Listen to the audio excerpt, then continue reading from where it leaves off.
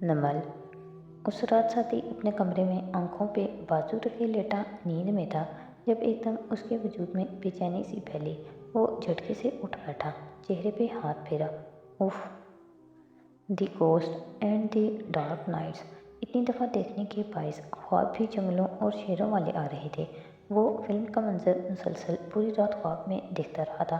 क्या जिंदगी में ये गलत कर कम थे जो अब ख्वाब में भी उन्हीं को देखना होगा। वो दाएं जानिब करवट लेटे, गाल तले दोनों हाथ रखे, उसी फिल्म की कहानी सोचने लगा। वो नेशनल जियोग्राफिक टाइप के चैनल नहीं देखता था। उसका ख्याल था कि इंसानों के मसाइल ज़्यादा त्वचा तलब हैं। मिसेस कारदार देखती थी, ऐसे शोज़ अक्सर उसको बताया करते। वो सोने की कोशिश करते हुए आंखें मूंदे घूम फिर कर उसी नहज पे सोचने लगा। जवाहिरात, दो मादा वारदगर की कहानी और अगली मुलाकात में उसकी इतनी बेइज्जती करना। वो मैरी से बात कर रहा था, उनको अच्छा नहीं लगा था। उसका जहन नींद में डूब रहा था। मैरी के अल्फाज की बाज़गश्त हर सू सुनाई दे रही थी। वो मुझसे खौफ रहती थी सदी, जैसे उनको मुझसे कोई डर हो। उनकी ईमा पे फ्यूना ने मुझे नौकरी से निकलवाया।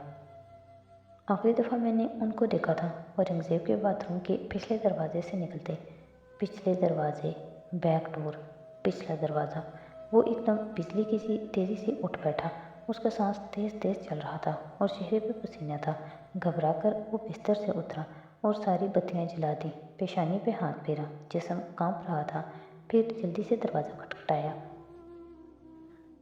जिसे गार्ड्स ने फ़ौरन खोला। मैरी को बुलाओ, वो ठीक नहीं लग रहा था। गार्ड्स ने आवाज़ दी। मैरी नींद से भरी आंखों से भागती आई। क्या हुआ? वो परेशान हो गई थी। सदी ने उसे अंदर आने दिया और फिर दरवाज़ा बंद कर दिया। इस कमरे में कोई सुनने का आला, कोई रिकॉर्डर तो नहीं है ना?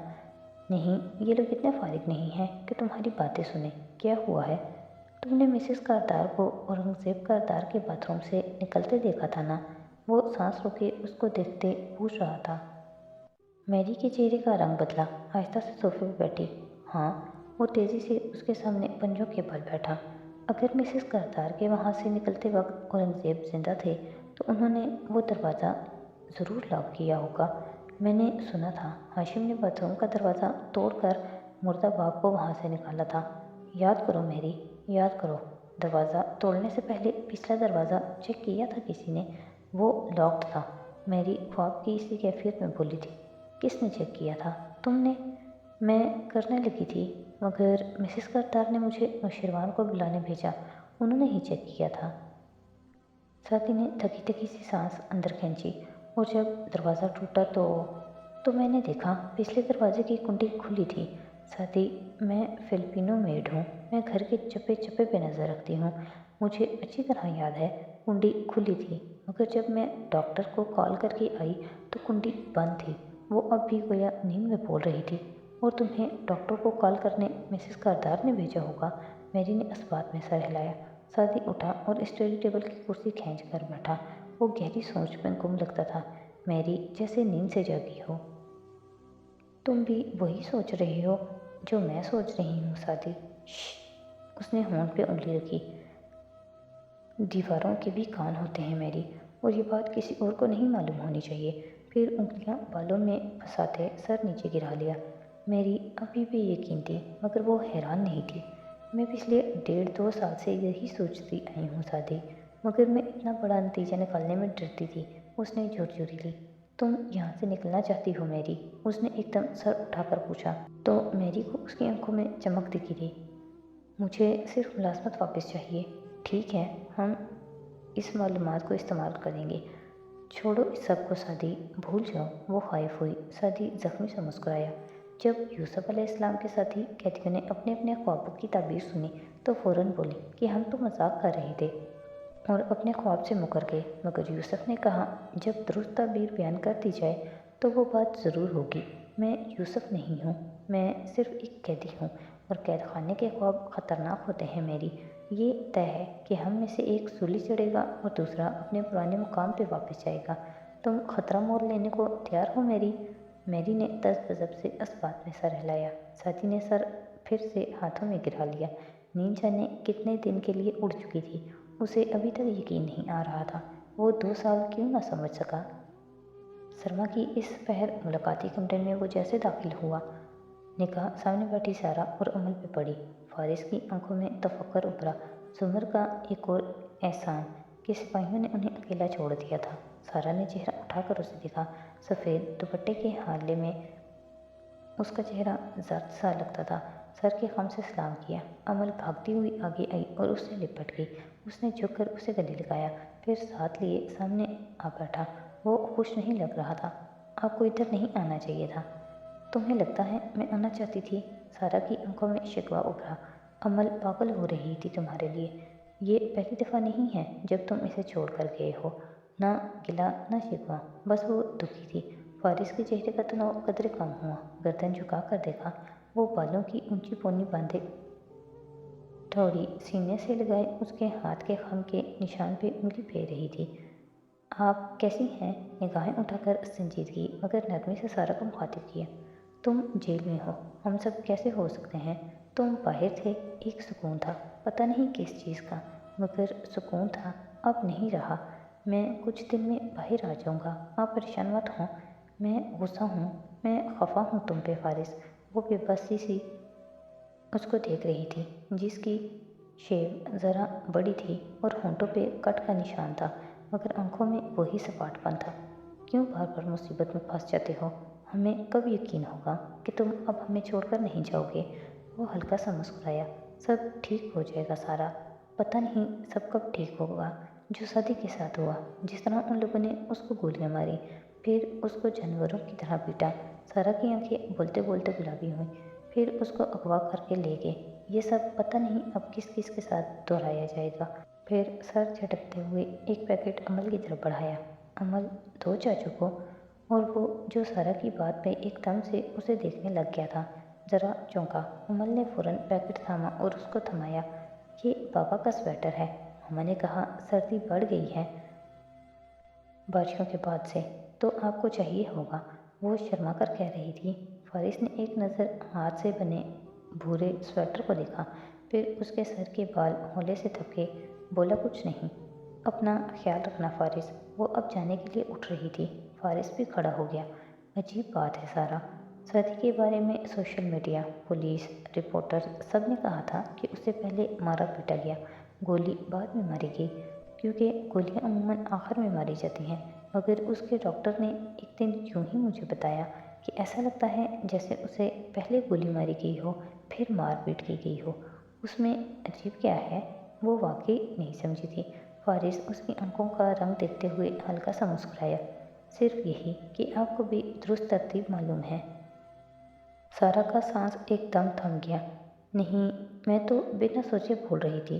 अब तो अपनी बातें खुद भी याद नहीं रहती। बदिक्कत मुस्कुराई। ऑफ कोर्स, मैं तो यूं ही कह रहा था।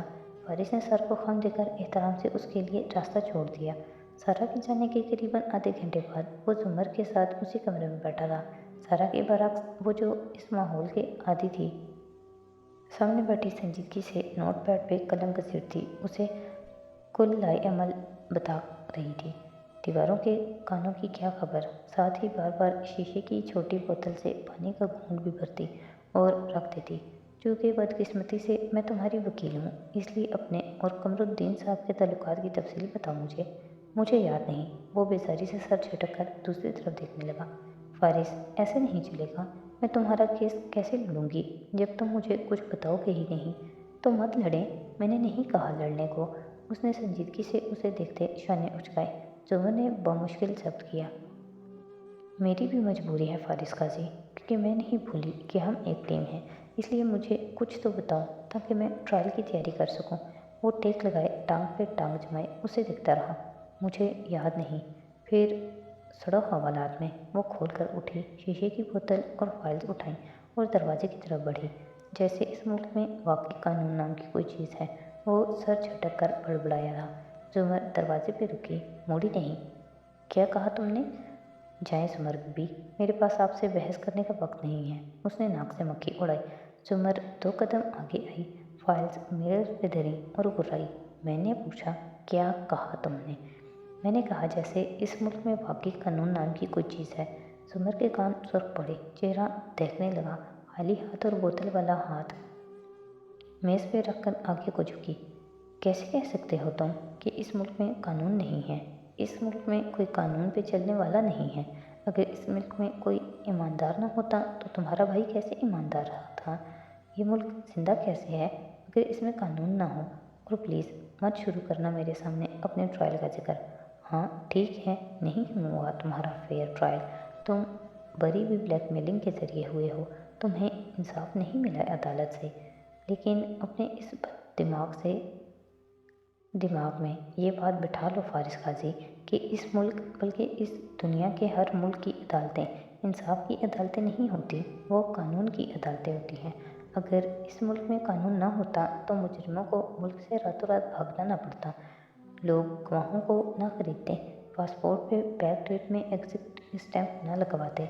अगर इस मुल्क में कानून ना होता तो मुजरिम धड़ल्ले से जुर्म करके अदालत में तस्लीम भी कर लेते, मगर कोई नहीं तस्लीम करता अदालत में, क्योंकि उसे पता है अगर तस्लीम कर लिया तो फैसला कानून के मुताबिक होगा। उसी कानून में अदालतों ने कई दफ़ा हर खतरे और हर धमकी से बेखौफ खतर होकर बड़े बड़े निडर फैसले भी किए हैं। इसी मुल्क में बड़े बड़े लोगों को इन छोटे छोटे जजेस ने जेल भेजा है। अगर इस मुल्क में कानून ना होता तो कोई एक शख्स भी रात को ना सो सकता, मगर हम सब सोते हैं क्योंकि सबको मालूम है कि अभी इतनी भी अंधेर नगरी नहीं बची। कानून कमज़ोर है, बेबस है, अगर वो है तभी तो उससे गिला है। इस मुल्क में फारिस काजी कानून है, और चाहे तुम उसे मानो या ना मानो, वो कानून मुझसे, तुमसे, हम सब से ऊपर है। इसलिए आइंदा मेरे सामने ये कहने की हिम्मत ना करना कि इस मुल्क में कानून नहीं है। सुना तुमने? बेरब्त सांसों के दरमियान गुस्से और गर्मी से गुर्राते वो कह रही थी, और वो खामोशी से उसे देखता सुन रहा था। जब जोर का झटका हुआ, जुमर ने जो कांच की नाजुक बोतल बेहद सख्ती से भींच रखी थी वो उसके हाथ में टूट गई थी। वो एकदम पीछे घोटी, छिन छिन टुकड़े जमीन पे गिरे। वो तेजी से उसकी तरफ लपका और उसका हाथ पकड़ा। कांच अंदर भी लगा और खून बल बल गिर रहा था। तेज तेज सांस लेती जुमर ने नाराज़गी से हाथ निकालने की कोशिश की, मगर उसने दूसरे हाथ से उसकी कलाई भी पकड़ ली। फिर एक खफा नज़र जुमर के दहकते गुलाबी चेहरे पर डालकर आहिस्ता से कांच निकालने लगा। दर्द की शिद्दत से उसने आंखें बंद कर लीं, फिर फौरन खोल ली कि उनमें पानी भर आया था।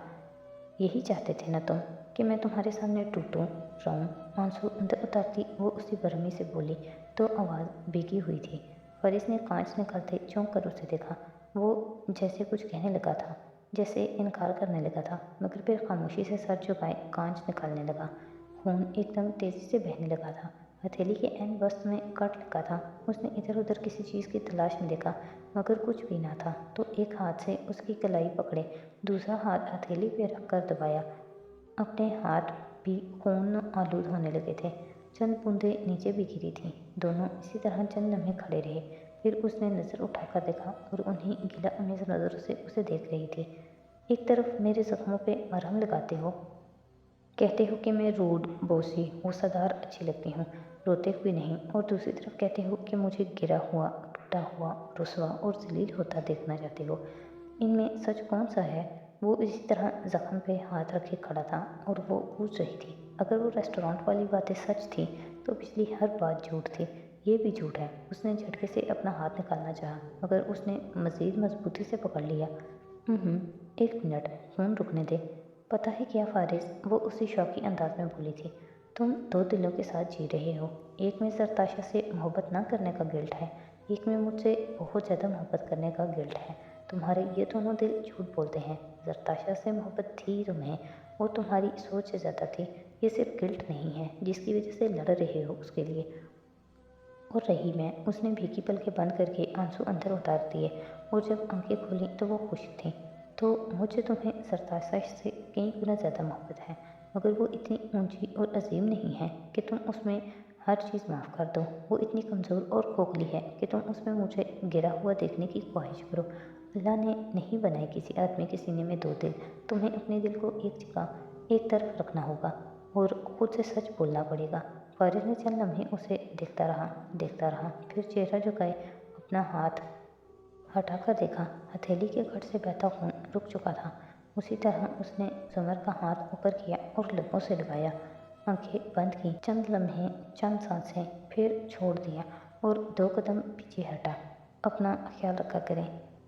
ये भी झूठ है। जुमर ने दुख से उसे देखा और अपनी चीज़ें उठाई बाहर निकल गई। फिर उल्टे कदमों वापस आई और हाथ खुला दरवाज़ा ज़ोर से दे मारने के अंदाज में बंद किया। उसकी धमक अब कितनी ही देर दोनों के कानों में गूंजती थी। हॉस्पिटल के प्राइवेट रूम्स की राहदारी में सफ़ेद बत्तियाँ रोशन थीं। चमकते फर्श पे इन तीनों का अक्स नजर आ रहा था।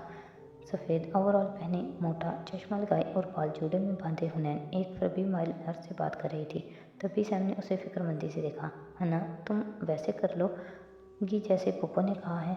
हाँ, मसला ही नहीं है। हन्ना ने शाने उचकाए, फोल्डर संभाला, ऐनक नाक पे पीछे धकेली और सैम को वहीं छोड़कर नर्स के साथ आगे चली गई। अस्पताल की वबा और शफा से रची बसी फिजा में लम्हे खामोशी से फिसलते रहे। एक कमरे में बेड की पायंती बैठी हुनैन अब ग्लासेस उतारे सामने नींदराज सुनहरे बालों वाली लड़की को देख रही थी। आप सारी तफसील सुन चुकी हैं शिजा। मैं डॉक्टर नहीं हूँ। आपसे मिलने के लिए ये करना पड़ा क्योंकि बाहर सिक्योरिटी बहुत है। ये मेरे भाई के केस की तफसीलात है। उसने फाइल खोलकर शिजा मलिक के सामने की। वो पीछे को हुई, बालों में हेयर बैंड लगाए, नकाहत ज़्यादा मगर सपाट नज़रों से हन्ना को देख रही थी। वो भी अगवा हुआ था आपकी तरह। आप मिल गई, वो नहीं मिला। उसको अगवा करने वाला नियाज़ बेग। मेरी फैमिली को उसे जेल में मुंतकिल रखने के लिए आपके केस की वजह बनाना पड़ा। तब आप कोमा में थी। शुक्र है अब आप ठीक हैं। उसने गहरी सांस ली। शिजा अब भी खामोश थी। नर्स दरवाजे पे बेचैन सी खड़ी थी। 1 हफ्ता आपको होश में आते हो गया है, लेकिन आप अपने मुजरिमों के बारे में कोई बयान नहीं दे रही। मैं जानती हूँ कि आप खौफज़दा हैं। आप बहुत टॉर्चर से गुजरी हैं, हम भी गुजर रहे हैं। इसलिए सिर्फ इतना चाहते हैं कि आप मुजरिमों का नाम लें या ना लें, लेकिन उस शख्स नियाज़ बेग को जेल से ना निकलने दें, ताकि कल को कोई और शिजा या साथी अगवा ना हो सके। और हाँ, उसने इजाफा किया, आपको अपने मुजरिमों के खिलाफ कोई मदद चाहिए हो तो आपके साथ हैं हम। गोया दीवार से बोलते बोलते वो चुप हो गई। अब मज़ीद क्या कहे। तुम्हें पता है दुनिया में कितनी आवाज़ें होती हैं। वो हन्ना के चेहरे पे नज़र जमाए तल्खी से गोया हुई। हुनैन के अब्रू ताज्जुब से इकट्ठे हुए। सॉरी, मैं अनगिनत दुनिया में अनगिनत आवाज़ें होती हैं। जिस्म की पथरीली ज़मीन पे घसीटने की आवाज़ें, कमर से पत्थर रगड़ने की खराशों की आवाज़ें, सूखे पत्तों और झाड़ियों पे खींचने की आवाज़ें, बीच जंगल के आग को लापटाखने की आवाज़, फिर गड्ढा खोदने की, मट्टी बाहर फेंकने की, बालों से खींचकर गड्ढे में डालने की आवाज़, हाथों से मिट्टी ऊपर डालने की आवाज़, बेतरतीब सांसों की आवाज़, मट्टी के ऊपर पत्ते डालने की, फिर सूखे चुरमुर पत्तों में दूर जाते भारी बूट्स की आवाज़, फिर जंगल की खामोशी की आवाज़, जिंदा कब्र के ऊपर सांप रेंगने की आवाज़, परिंदों के एकदम से दरख्तों से उड़ जाने की, जंगली सूअरों की आवाज़, उनके आपके ऊपर पत्तों को सूंघते फिरने की आवाज़, कुत्तों की भौंकने की आवाज़, कीड़ों के जिस्म पे रेंगने की आवाज़, खंजीरों की बदबूदार सांसों की आवाज़, रात की तारीकी की हौलनाक आवाज़, गिद्धों के ऊपर मंडलाने की आवाज़, फिर दूर कहीं इंसानों की आवाज़, खंजीरों के भाग जाने की आवाज़, आते कदमों की आवाज़। तुम्हें पता है दुनिया में कितनी आवाज़ें होती हैं। वो पथरीले चेहरे और सुर्ख आंखों के साथ कह रही थी और हुनैन बिल्कुल साकित, लब खोले सुन रही थी। मैंने बहुत सी आवाज़ें सुनी हैं इस जंगल में नीम मुर्दा हालत में पड़े। मैं इसलिए खामोश नहीं हूँ कि मैं खौफज़दा हूँ या मेरे जहन पे असर हो गया है। मुझे तुम्हारी या तुम्हारे भाई की मदद करने में कोई शौक़ नहीं है, क्योंकि कोई भी, हत्ता कि भाई भी इस काबिल नहीं होते कि उनके लिए कुछ किया जाए। तुम जा सकती हो। हक्का बक्का बैठी हन्ना एकदम उठी और तेज़ी से बाहर निकल गई। तरतीब सांसों और सफ़ेद चेहरे के साथ वो तेज़ तेज़ चलती राहदारी का मोड़ मुड़ी तो सैम इंतज़ार कर रहा था। तुमने कर लिया हन्ना। वो आगे चलती गई, सैम पीछे लपका। हुनैन नफ़ी में सर हिलाती तेज़ तेज़ चलती जा रही थी। सैम देख सकता था कि वो जिस चेहरे के साथ गई थी उसके साथ वापस नहीं लौटी थी।